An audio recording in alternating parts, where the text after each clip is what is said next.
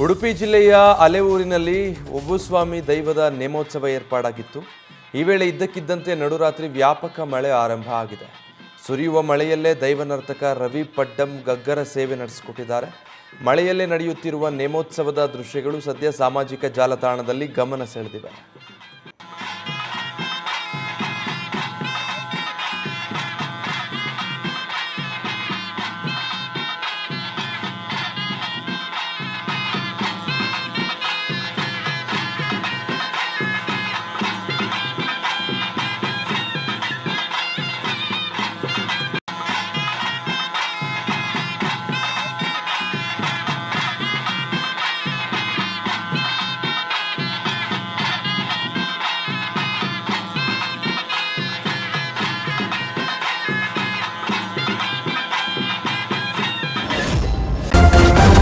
News first ನಿರ್ಭೀತಿಯಿಂದ ನಿಮ್ಮ ಪರವಾಗಿ.